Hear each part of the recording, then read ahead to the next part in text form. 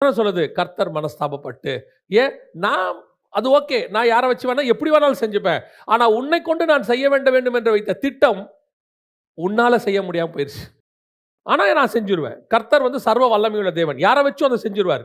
இப்ப யோசிச்சு பாருங்க, நம்ம மேல வச்ச கர்த்தருடைய திட்டம் எதனால பாழா போச்சு? அதான் ரொம்ப முக்கியம். எதனால பாழா போச்சு? இப்ப வசனம் சொல்லுது, என் வார்த்தைகளை அவன் தள்ளி நிறைவேற்றாதபடியினாலே. இங்கதான் நம்ம வாசிக்கிறோம் 1 சாமுவேல் 15:24 வாசிங்க பார்ப்போம்.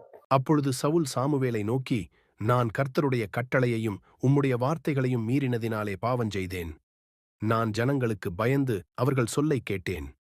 ஜனங்களுக்கு பயந்து அவர்கள் சொல்லை கேட்டு, இதான் இங்க விஷயமே. ஆனால் மறைமுகமா பாத்தீங்கன்னா, ஒரு பக்கம் ஜனங்களுக்கு பயப்படுறதா இருக்கு, இன்னொரு பக்கம் சவுலுக்கே அமலைக்கு ஆடு மேல மேல ஆசை உண்டு. அவன் தான் அதை நல்ல கொள்மையானவைகளை வச்சுக்கிட்டான்னு சொல்லி பார்க்கிறோம். இதுதான் இன்னைக்கு பல நேரங்களில் கர்த்தருடைய வார்த்தையை நிறைவேற்றாதபடிக்கு நமக்கு இருக்கிற தடை. இன்னைக்கு நாம இன்னைக்கு இருக்கக்கூடிய சம்பவத்தை பார்க்கிறோம். இன்னைக்கு கர்த்தர் சில காரியங்களை செய்ய சொல்லும் போது அது கொஞ்சம் கடினமாகப்படுகிறது. அது ஊழியத்தின் பாதையோ அல்லது ஆவிக்குரிய வாழ்க்கையோ எது வேணாலும் இருக்கட்டும், கர்த்தர் இன்னைக்கு நம்மளை வச்சு செய்யும் போது. ஆனால் இந்த திட்டம் இன்னைக்கு நேற்று உங்கள் மேல் உருவானதல்ல, 6000 வருஷத்துக்கு முன்பதாக உலக தோற்றம் முதல் உருவான திட்டம். அதை இன்னைக்கு செய்ய சொல்றாரு. ஆனா இன்னைக்கு நாம் அதை ஏன் செய்யாம இருக்கோம்னா, இன்னைக்கு இருக்கிற லாப நஷ்ட கணக்கு, இன்னைக்கு இருக்கக்கூடியதான தேவைகள், இன்னைக்கு இருக்கக்கூடிய சிச்சுவேஷன்ஸ். ஒரு உதாரணத்துக்கு நான் உங்களுக்கு சொல்றேன். அலங்கம் இடிக்கப்பட்டாச்சு, ஆனால் அலங்கத்தை நெகேமியா கட்ட வேண்டும் என்பது தேவ திட்டம். அது மீண்டும் எடுப்பித்து கட்டப்படும் ஆண்டவர் சொல்லிட்டார். இப்ப நெகேமியாவுக்கு அந்த காலம் வருது, அவர் கட்ட வரப்போறாரு.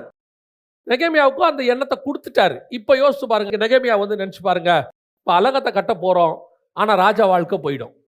ராஜா விட்டு நான் என்ன செய்யணும்? போகணும். இனிமேட்டு இந்த வசதி வாய்ப்புகள் கிடைக்காது. இப்போ நான் அங்க போனா சாப்பாடு கிடைக்குமோ தண்ணி கிடைக்குமோ தெரியாது.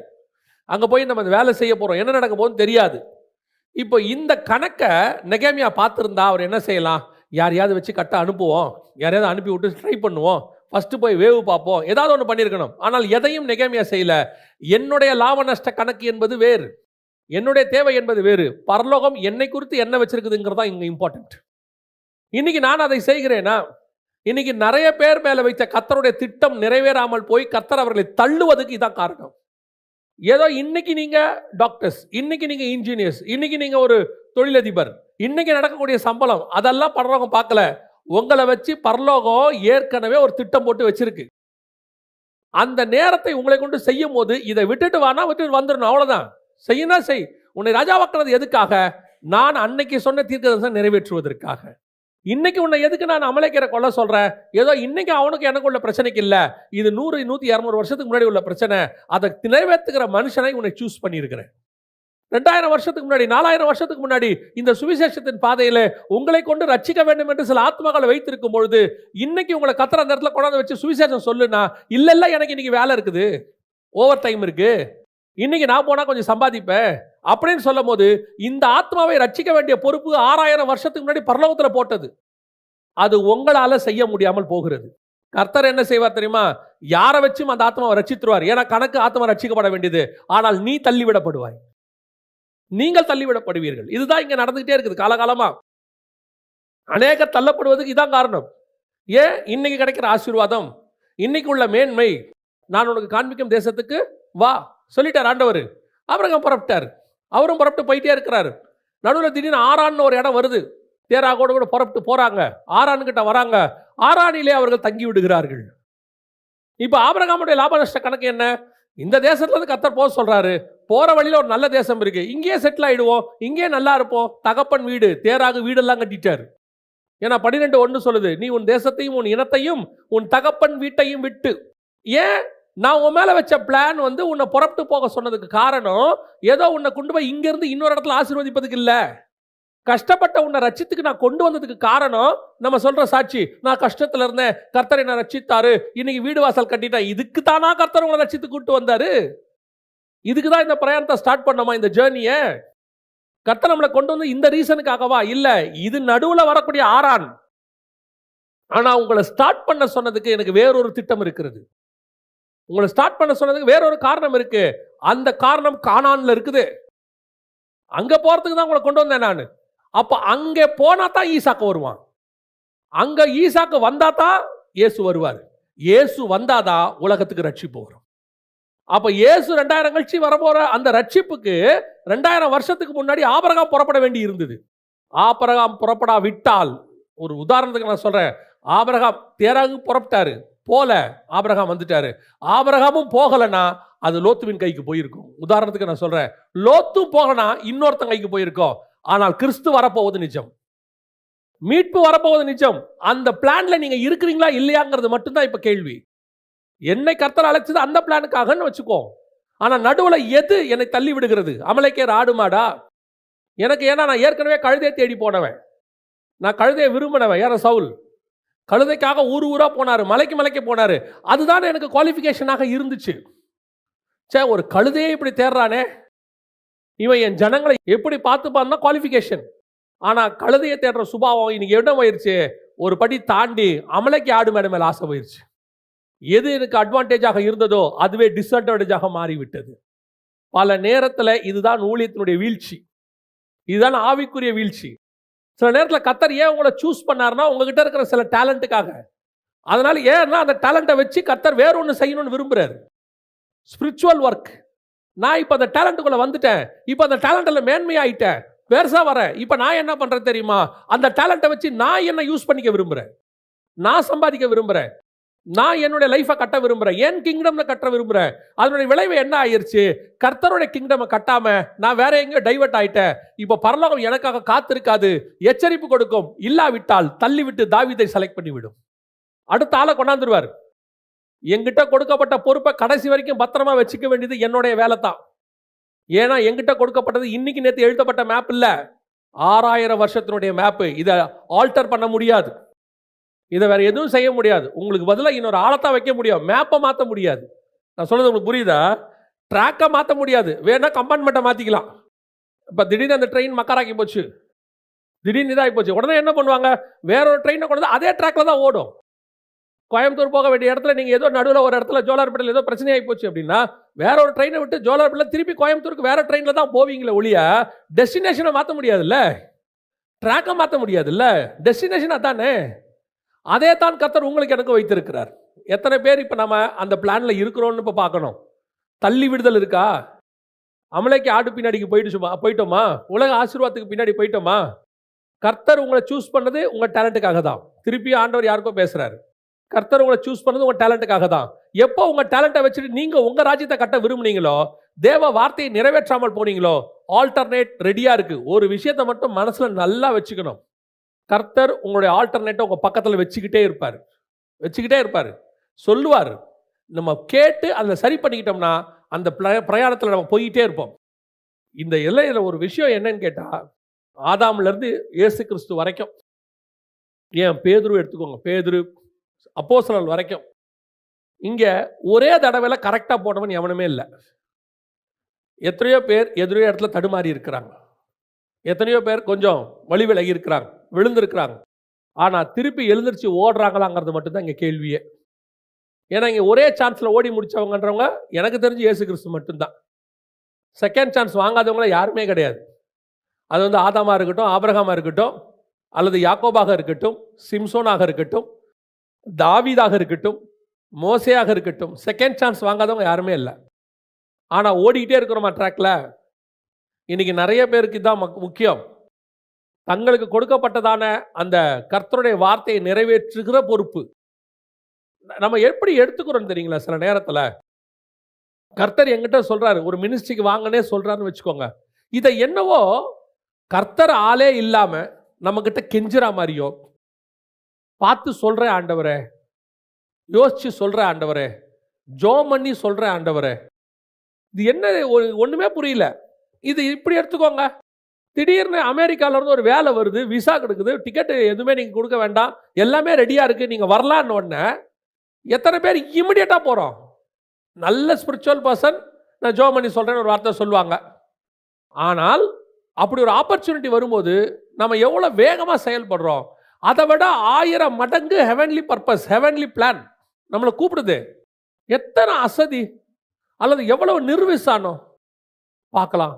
சொல்ற என்ன ரீசன் கேட்டு பாருங்க. ஒரு அமலேக்கு ஆடு மாடு வேலையை விட்டுட்டு எப்படி வருது?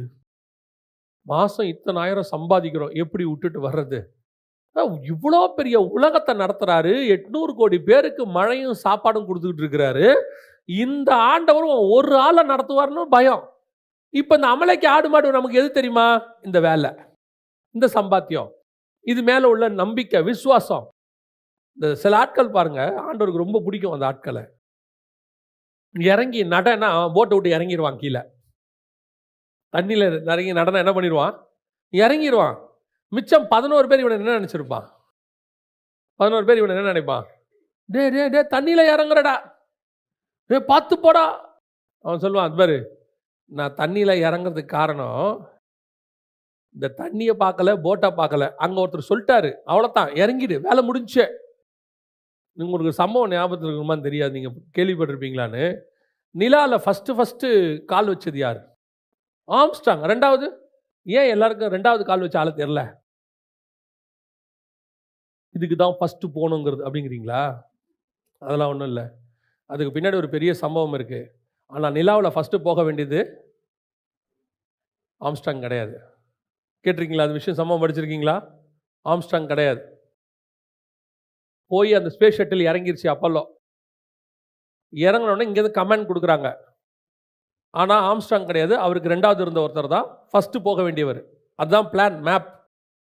சொல்கிறாங்க, ஆல்வின் இறங்குங்கன்னு சொல்கிறாங்க. ஆல்வின் ஒரு 30 செகண்ட்ஸ் யோசிக்கிறார். ஏன்னா நிலாவில் இறங்கிறதுக்கு ஆட்டோமேட்டிக்காக எனக்கு என்ன உண்டாகுது? பயம் உண்டாகுது. 30 செகண்ட்ஸ் யோசிக்கிறாரு. அப்படியே தடுமாறிட்டு நிற்கிறாரு. அந்த 30 செகண்ட்ஸ் கேப் 1 மினிட் கூட ஆகலை, கமாண்ட் மாறுது. ஆம்ஸ்ட்ராங் இறங்குங்கன்றாரு. ஆம்ஸ்ட்ராங் யோசிக்கவே இல்லை, இறங்கிட்டார் கீழே. அவ்வளோதான். இன்னைய வரைக்கும் ஆம்ஸ்ட்ராங் பேர் தான் நிற்கிது, அந்த முதல்ல போனவர் பேர் நிற்கவே இல்லை. இதுதான் உன் அழைப்பு. கமாண்டுக்கு அப்படியே கீழ்ப்படினோம். கர்த்தர் சொல்லும் போது அப்படியே செய்யணும். அவ்வளோதான், வேலை முடிஞ்சு. என்ன பண்ண? நிலாவில் செத்தா சாவர, நிலாவில் செத்தன் பேர் வந்துறியா உடியா? அதான் பேதுரு செஞ்சது. இறங்க தண்ணியில் நடப்போம். ஏன் தண்ணியில் நடக்க போய் செத்து போயிட்டான் பேதுரு. வேலை முடிஞ்சா? இயேசுக்காக போற ஜீவன் அப்படி போகட்டுமே. இன்னைக்கு எத்தனை பேருக்கு அந்த கமாண்டுக்கு கீழ்ப்படியாத தன்மை. அதான் ஆண்டவர் சொல்றாரு, என் வார்த்தையை அவன் நிறைவேற்றாதபடியினாலே. செய்யணும். உலகத்தான் சொல்றான், செய் செத்து மடி அப்படிங்கிறான். ஆண்டவர் இங்க செத்து மடியத்துக்கு கூப்பிடல, நித்திய ஜீவனுக்கு கூப்பிட்டுருக்கிறார். செய்ய வேண்டியது தானே, கமாண்ட் கொடுத்தோன்னு வர வேண்டியது தானே. எத்தனை யோசனை, எத்தனை கேள்வி. ஊழியம் இருக்கா இல்லையாங்கிறத நீங்க யோசிக்கலாம், தப்பே கிடையாது. கர்த்தர் அழைச்சிருக்கிறாரா இல்லையான்னு நீங்க யோசிக்கலாம். என்ன ஊழிய ஆண்டவரேன்னு கேட்கலாம், அது நீங்க கேட்கலாம்.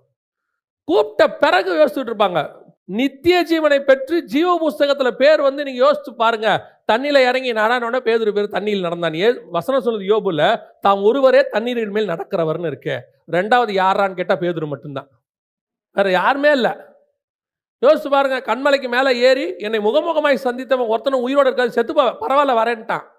சரிப்பா நீ வரேன்ற, நம்ம என்னுடைய பின்புறத்தை உனக்கு காட்டுவேன், ரைட்டு. இன்னை வரைக்கும் அவரை முகமுகமாக தரிசித்தோம் யாருன்னா மோசே ஒருத்தன் தான். ஏன்? அவ்வளோதான், செத்தோ இருக்கோம் வேற விஷயம். கமாண்டுக்கு கீழ்ப்படிஞ்சோம், செஞ்சு முடிச்சிட்டோம். இன்னைக்கு அமலேக்கியருடைய ஆடு மாடு மேலே ஆசை வச்சுக்கிட்டு, வேலை மேலே ஆசை வச்சுக்கிட்டு, சில ஆட்களை பையனை ஊழித்து கொடுன்னா அவ்வளோ யோசனை. பார்வோன் குமாரத்தி எனக்கு வளர்த்து கொடுந்தானு சொன்னா, கேட்கும் போது என்ன பண்ணிடணும்? மோசைய கொடுத்துடணும். சரி, பார்வோன் குமாரத்தி வச்சுக்கிட்டா, கர்த்தர் கேட்கும் போது அவளே கொடுத்துட்டாலே. பார்வோன் குமாரத்தின் மகன் எனப்படுவதை வெறுத்து பெத்த அம்மா கிட்ட வளர்த்த அம்மா வாங்கிக்கிச்சு. காசு கொடுத்து வளர்த்துருக்கேன் குடுன்னுச்சு, கொடுத்துட்டாங்க. வேற வழி இல்லை. பெத்த அம்மாவா இருந்தாலும் பார்வோன் குமாரத்திட்ட என்ன செஞ்சிடணும்? கொடுத்துடணும். இப்போ இந்த அம்மா தண்ணியில தானே எடுத்துச்சு. இந்த அம்மா சொல்லுச்சு, நான் தான் வளர்த்தேன், அரண்மனைக்குள்ள வச்சேன், ஒரு நாள் வந்துச்சு, கொடுத்தாச்சு, பணாந்தரத்துக்கு போயிருச்சு. அவ்வளோதான். அப்படித்தான் அர்த்தம் நமக்கு கொடுத்துருக்கிறாரு. ஒரு பிள்ளைய ஊழியத்து கொடுங்கன்னா அமலேக்கியர் ஆடு மாடு கொடுக்கறதுக்கு அவ்வளவு யோசனை. பல நேரங்களில் கர்த்தருடைய கட்டளையை கீழ்ப்படிவதை பார்க்கிலும் அமலேக்கிய ஆடு மேலே நமக்கு அவ்வளோ பாசம் இருக்குது. இப்பவும் சொல்கிறேன், கர்த்தர் ஒன்று சொன்னால் தைரியமாக செய்யுங்க. நான் சாட்சியாக என்னையே நான் சொல்லுவேன். அதுவும் கிருபையே, ஆவியானவருடைய கிருபையே. வேலை பார்த்துட்டு இருக்கும்போது, யூகேல வேலை பார்த்துட்டு இருக்கும்போது ஆண்டவர் சொன்னார், புறப்பட்டு இந்தியாவுக்கு போ அப்படின்னார். ஊழியத்துக்கு போ, அவ்வளோதான். நானும் ஒன்றும் உடனடியாக வந்தேன் ஆண்டவரை, இதோ அடியேன் அப்படின்லாம் வரல. என்னுடைய விசா முடியறதுக்கு 8 மாதம் இருந்துச்சு. அதான் கர்த்தர் எனக்கு கொடுத்த டெட்லைன். உன் விசா முடியும் போது ரினிவல் பண்ணக்கூடாது, ஊருக்கு போயிடணும். இந்த 8 மாதம் எனக்கும் ஆண்டவருக்கும் நிறைய பேச்சுவார்த்தை நடக்குது. பேச்சுவார்த்தைனா அவர் உட்காந்து என்கிட்ட பேசியிருக்காரு, அது அர்த்தம் இல்லை. நான் கேட்டுக்கிட்டு இருக்கேன், அவர் கிருபையா மேலே இறங்கி இல்லை நீ போகணும், இந்தியாவுக்கு போகணும் சொல்லிகிட்டே இருக்கிறார். ஒரு நாள் வந்தது, ஆவியானவர் கிருபையாக கையை பிடிச்சி கொண்டாந்து இந்தியாவில் விட்டுட்டார். ஆனால் இன்னை வரைக்கும் நான் சொல்லுவேன், ஒரு நாள் கூட ஐயோ நான் வேலையை விட்டுட்டு வந்தது எனக்கு இப்படி ஆகிப்போச்சே நான் யோசிச்சதே கிடையாது. இன்னை வரைக்கும் நான் சந்தோஷப்பட்டு கொண்டு தான் இருக்கிறேன். நல்ல வேலை கர்த்தர் என்னை கொண்டு வந்தார். நான் ஊழியத்துக்கு வந்தபோது ஒருத்தர் என்னை ஏற்றுக்கொள்ளல. 2 பேர் தான், ஒன்று எங்கள் அம்மா, இன்னொன்று என் ஃப்ரெண்டு. நோபடி. முதல் 11 மாதம் ஊழியமும் கிடையாது, ஒன்றும் கிடையாது. ஆனாலும் நான் சொல்லுவேன், கர்த்தர் ஒருத்தர் என் கூட இருந்தார். அழைத்தவர் உண்மை உள்ளவர், அவர் வாக்கு பண்ணினவர் மாறாதவராய் இருக்கிறார். சில நேரத்தில் பிளைண்ட் முடிவு எடுக்க தான் சொல்வார், ஆண்டவர் காட்ட மாட்டார். நீ போய் முடிச்சுனா 30வது வருஷம் நீ இப்படி இருப்ப, 50வது வருஷம் இப்படி இருப்ப, உனக்கு இது தருவேன் அதெல்லாம் சொல்ல மாட்டார். அவருக்கு சொல்ல வேண்டிய அவசியமும் இல்லை. நிலாவுக்கு போகும்போது என்ன சொல்லியிருப்பாங்க, அங்கே போய் இறங்குங்க, மண்ணை அள்ளிக்கிட்டு வாங்க. சார் அங்கே வேற ஏதாவது எதிர்பாராத ஒன்று வந்துச்சுன்னா வரும், போயிட்டு வாங்க. யோசித்து பாருங்க, ஒரு உலக பிரகாரமான வேலையில் இருக்கிறவனே தனக்கு மேலே உள்ள சுப்பீரியருடைய கட்டளைக்கு இவ்வளவு கீழ்ப்படிவானால், கர்த்தருடைய வேலையை செய்ய கர்த்தரை அழைக்கிறாரு, கர்த்தருடைய சித்தத்தை செய்யறதுக்கு உங்களுக்கு சில திட்டங்களை வச்சிருக்கிறாரு. அது இன்னைக்கு நேற்று உரியதில்லை, அதான் ரொம்ப முக்கியம். அது இன்னைக்கு நேற்று உரியதில்லை, 2000 வருஷத்துக்கு முற்பட்டது, 4000 வருஷத்துக்கு முற்பட்டது, தாயின் கருவில் உருவாக்கும் போது போடப்பட்டது. அது உங்களால் வீணா போச்சுன்னா கர்த்தர் மனஸ்தாபப்படுவார். சவுல் அதை நிறைவேற்றாமல் போனதுனால சாமுவேலை வைத்து நிறைவேற்றிட்டார். அதனால தான் கர்த்தர் சவுலை தள்ளினார். அதனால தான் ஆண்டவர் கேட்கிறாரு, நான் தள்ளின சவுலுக்காக நீ எந்த மட்டும் சில நேரத்தில் கர்த்தர் சிலரை தள்ளும் போது கூட துக்கப்படுவார். வேற வழி இல்லை, இவனை என்ன செய்கிறோம், தள்ளுறோம் அப்படின்னு சொல்லி கொஞ்சம் அவருக்கு என்ன இருக்கோ, மனஸ்தாபம் இருக்கும். இப்போ இஸ்மவேலை அனுப்ப சொல்லுவாங்க, சாராள் சொல்லுவாங்க. அனுப்ப சொல்லும் பொழுது ஆபிரகாம்கிட்ட வந்து கர்த்தர் சொல்லுவார், நீ பயப்படாத, அவனை அனுப்பு, அவனும் பெரிய ஜாதி ஆகுவான். இப்போ ஈசாக்குக்காக யாரை தள்ளுறாங்க, இஸ்மவேலை தள்ளுறாங்க. அது இஸ்மவேல் பண்ண வேலை, அது வேற விஷயம். அவர் பரியாசம் பண்ணது, அவங்க அம்மா வந்து சாராள அற்பமா என்னது, இதனுடைய நிமித்தமாக தள்ளப்படுறாங்க, அது தேவ திட்டம். ஆனாலும் அப்படி தள்ளப்படும் போது அவனுக்கு ஒரு சேஃப்டியை கர்த்தர் சொல்லி அனுப்புறார், வாக்கு தத்தத்தை ஆபிரகாம் கிட்ட. நீ பயப்படாத, அவனும் பெரிய ஜாதியாவான், அவனுக்குள்ள பிரபுக்கள்லாம் வருவாங்க, எல்லா ஆசீர்வாதையும் கர்த்தர் கொடுத்து அனுப்புறாரு. தள்ளும் போது கூட கர்த்தர் சிலரை தள்ளும் பொழுது அதுக்கான காரியங்களை செஞ்சுதான் அனுப்புவார். ஆனால் சவுலை தள்ளும் போது கர்த்தர் ஒண்ணுமே சொல்லலை. நான் தள்ளின சவுலுக்காக நீ ஏன் இவ்வளவு துக்கப்படுறன்னு கேட்கிறார் சாமுவேலை பார்த்து. அடுத்த ஆளை செலக்ட் பண்ணலாம் வாங்குறாரு. அதாவது சில நேரங்களில் நம்ம இல்லைன்னா அந்த இடத்த ரீப்ளேஸ் பண்ணுறதுக்கு இன்னொரு ஆள் இருக்கக்கூடாது, அந்த அளவுக்கு நம்ம வேலை இருக்கணும் அந்த இடத்துல. அவரை மாதிரி செய்ய முடியாதுங்க, அவரை மாதிரி பண்ண முடியாதுங்க, பரலோகம் சொல்லணும். யோசிச்சு பாருங்க, இன்னைக்கு மோசேக்கு ஆல்டர்னேட் இருக்கா? மோசேக்கு அப்புறம் அப்படி ஒரு ஆள் வந்தானா? வரவே இல்லை பாருங்க. there is no alternate. பவுலுக்கு அப்புறம் அப்படி ஒருத்தர் வந்தாரா? பவுல மாதிரி ஒருத்தர் வந்தாரு, ஆண்டவர் கிடைச்சாரா? கிடைக்கல. அதுதான் சொல்றேன், உங்களே என்னையும் நம்ம வேலையில கர்த்தர் சொல்ற வேலையில நமக்கு ஆல்டர்னேட்டே இருக்கக்கூடாது. தி பெஸ்ட்டை செஞ்சு முடிச்சிடணும். அதுல பரலோகம் நம்மளை பார்த்து அப்படி ஒரு சாட்சி கொடுக்கணும், இந்த இடத்துல இவனை தவிர வேற யாரும் அதை செய்யவே முடியாது. இன்னைக்கு யோசிச்சு பாருங்க, ரைனாட் பாங்கேக்கு ஆல்டர்னேட் இருக்கா? பில்லி கிரகாமுக்கு ஆல்டர்னேட் இருந்துச்சா? ஒரு வரம் கிடையாது, எந்த விதமான அற்புத அடையாளங்கள் நடக்காது, ஜஸ்ட் பேச்சு மட்டும்தான், ஒன்லி ஸ்பீச். ஆனா மில்லியன்ஸ் அண்ட் மில்லியன்ஸ் ரட்சிக்கப்பட்டாங்க. there is no alternate. அந்த மாதிரி தான் உங்க ஊழியம் இருக்கணும், ஆவிக்குரிய வாழ்க்கை இருக்கணும். அதுக்கு ஒன்னே ஒன்று தான், வேற எதுவுமே ஃபார்முலா கிடையாது. அவர் வார்த்தைக்கு அப்படியே கீழ்ப்படிதல். ஃபுட்பால் விளையாடிட்டு இருந்தார் மில்லி கிரகாம், ஆண்டவர் கூப்பிட்டாரு, விட்டுட்டு வா, ஃபுட்பாலை விட்டுட்டு வான்னாரு. வந்தார், வேலை முடிஞ்சு. நீங்க எதை விடுறீங்கன்றது முக்கியம் இல்லை, வார்த்தைக்கு கீழ்ப்படிங்கிறது தான் முக்கியம். எல்லாரையும் பிள்ளையை கொடுன்னு கேட்க மாட்டார், எல்லாரையும் மீன் கொடுன்னு கேட்க மாட்டார். நமக்கு ஒவ்வொருத்தருக்கும் ஒவ்வொன்று. இவனுக்கு ரொம்ப சிம்பிள், சவுலுக்கு உங்ககிட்ட இருக்கிற கழுதியை கொடுன்னு கூட கேட்கல, எதிரியோட ஆடு மாடை கொண்டு போடுன்னாரு. அது முடியல பாருங்க. பல நேரங்களில் பவுல் சொல்றாரு, லாபமான அனைத்தையும் நஷ்டம் என்று எண்ணுகிறேன். அதாவது எங்கிட்ட உள்ளதை நான் விட்டேங்கிறாரு. இப்போ பேதுரு விட்டார் பாருங்க, அது அவருது இல்லை. பேதுரு விட்டார், 2 போட்டு நிறைய மீன் விட்டாரு, அது அவருது இல்லை. ஏன்னா அவர் பிடிச்சதுல ஒண்ணுமே வரல, இது கர்த்தர் கொடுத்தது. அதை விடு, அதை விடுறதுக்கு என்ன இருக்குது? ஓகே ரைட், கர்த்தர் கொடுத்தார், கர்த்தர் எடுத்தார், ஸ்தோத்திரம், பிரைஸ் தி லார்ட். நான் மீனை விட்டதுனால பேதுருக்கு என்ன நஷ்டம் இன்னைக்கு? ஆனால் மீனை விட்டதுனால பேதுருக்கு எவ்வளோ லாபம்? இன்னைக்கு உலகம் முழுக்க பேதுருவின் பெயர் இருக்கிறது இல்லையா? உலகம் முழுக்க பேதுருவை நம்ம எப்படி வச்சு கொண்டாடிக்கிட்டு இருக்கிறோம். இன்னைக்கு வேர்ல்டு எப்படி கொண்டாடுது? சென்ட் பீட்டர் அப்படின்னு, செயின்ட் பீட்டர். என்ன கொண்டாட்டம்! என்ன விட்டாரு? 2 போட் நிறைய இருந்த மீனை விட்டாரு. இப்போ அவருக்கு கிடைச்சதையும் அன்னைக்கு விட்டதையும் கம்பேர் பண்ணி பாருங்க, அது ஒண்ணுமே இல்லை இல்லையா? ஒண்ணுமே இல்லை. அப்படித்தான் நம்ம வாழ்க்கையிலையும் நடக்கும். இப்ப வேணா நம்ம வச்சிருக்கிறது நமக்கு பெருசா தெரியும், பின்னாடி நமக்கு கர்த்தர் கொடுக்க போறதோட கம்பேர் பண்ணீங்கன்னா இது ஒண்ணுமே இருக்காது. இப்ப தோணும் சவுலுக்கு, ச்சே ஒரு ஆடு மாடால ஒரு ராஜ்யபாரமே போச்சே, ஆண்டவர் இதை விட மேலான எவ்வளோ கொடுத்தாரே, நாட்டையா கொடுத்தாரே, ஒரு ஆட்டு மாட்டுக்கு ஆசைப்பட்டுக்கிட்டு இப்படி விட்டுட்டேனே, பின்னாடி ரெக்ரெட் பண்ணி என்ன பிரயோஜனம்? பல நேரங்களில் கர்த்தர் சில காரியங்களை செய்யாதனா செய்யாதீங்க, அவ்வளோதான். சில காரியங்களை படிக்காதனா படிக்காதீங்க. ஐயோ படிச்சா அப்படியே விட ஆண்டவர் சொல்றாரு, இதை விட மேலே ஒன்று வச்சிருக்கேன். நான் யோசித்தது நான் சொல்கிறேன், ஆண்டவரோட திட்டம் என்னன்னு தெரியாது, என் மனசில் என்னை வச்சு ஆண்டவர் நினச்சது நான் உங்களுக்கு சொல்கிறேன். என் கூட படித்தவங்க எல்லாருமே அப்ராடுக்கு போயிட்டாங்க, அதாவது போஸ்டன் இந்த மாதிரி பல இடத்துல இருக்கிறாங்க. எனக்கு வந்து சரியாக படிப்பு வரலன்ற சென்ஸ், நான் காலேஜ் ஃபஸ்ட் இயர்லேயே ஆண்டவர் ஏற்றுக்கிட்டேன். எனக்கு ஸ்பிரிச்சுவலாக அந்த மினிஸ்ட்ரியில் ரொம்ப இன்ட்ரெஸ்ட் ஆனதுனால எனக்கு சாப்பாடு கட்டி கொடுப்பாங்க, நான் கிளம்பி போய் ஊழியத்துக்கு போயிடுவேன். நேராக கரெக்டாக 3:30 மணிக்கு பஸ் ஏறி வீட்டுக்கு வந்துடுவேன். நடுவில் மினிஸ்ட்ரிக்கு தான் போயிருக்கேன், ஆண்டவருக்கு தெரியும். ஏன்னா எங்கள் காலேஜுக்கு முந்தின ஸ்டாப்பில் ஒரு சர்ச் இருந்துச்சு, அங்கேயே இறங்கிடுவேன், அந்த பாஸ்டரோட மினிஸ்ட்ரி பண்ணுவேன். திருப்பி 3:30 மணிக்கு சாப்பிட்டு அவர் சர்ச்சிலேருந்து பஸ் ஏறி வீட்டுக்கு வந்துடுவேன். நான் பாதி நாள் போக மாட்டேன், ஏன்னா மினிஸ்ட்ரி மேலே உள்ள இன்ட்ரெஸ்ட் அப்போ. இப்போ என் கூட படித்தவங்களாம் பெரிய ஆள் ஆகிட்டாங்க. கொஞ்ச நாள் எனக்கு தோணுச்சு, நம்மளும் படிச்சிருந்தா நல்லா ஆயிருக்கலாமோ, இப்படி ஆயிருக்கலாமோ. அவங்க அமெரிக்கா போயிட்டாங்க, இவங்க ஆஸ்திரேலியா போயிட்டாங்க, நம்ம தான் ஒன்றும், அதாவது மினிஸ்ட்ரிக்கு வரதுக்கு முன்னாடி சொல்கிறேன், நம்ம ஒன்றும் இல்லாமல் இருக்கோமோ அப்படின்னு மேபி. ஆனால் அப்புறம் நான் நினச்சேன், இது அதான் சொல்கிறேன், நான் நினச்சது கர்த்தர் திட்டம் தெரியாது. நான் நினச்சேன் நல்ல வேலை படிக்கலை, ஒரு வேலை படிச்சிருந்தோம்னா நம்மளும் ஆஸ்திரேலியாவில் எங்கேயோ ஒரு இடத்துல என்ன செஞ்சுருப்போம், ஒரு வேலையில் செட்டில் ஆகி குடும்பத்தை காப்பாற்றுறவங்களாம் மாறி இருப்போம். அது கிடைக்காததுனால கிருபையாக இதுக்கு வந்துட்டோம், இங்கே வந்து சேர்ந்துட்டோம். இப்போ எத்தனை பேரால் அதை விட்டுட்டு வர முடியாமல் தவிச்சுன்னு இருக்கிறான்? அவங்களுக்கு தடையே எதுவாக இருக்குது? அந்த அமலைக்கிய மாடாக தான் இருக்குது. நமக்கு மாடே இல்லை, வேலை முடிஞ்சு. இருந்தால் தானே வெட்ட மாட்டேன்னு சொல்ல போகிறோம், நமக்கு தான் மாடே இல்லையே, நம்ம சொல்லவும் முடியாதுல்ல. நான் அமெரிக்காவில் அப்படி ஒரு, அதுவும் ஒன்றும் இல்லை தம்பி, வாப்பா, என்ன வா போகலாம், வேறு இல்லைன்னா என்ன பண்ண போகிறேன், ஒன்றும் பண்ண போகிறதில்ல, சும்மா தான் இருக்கு, வா போகலாம், அவ்வளோதான், வேலை முடிஞ்சு.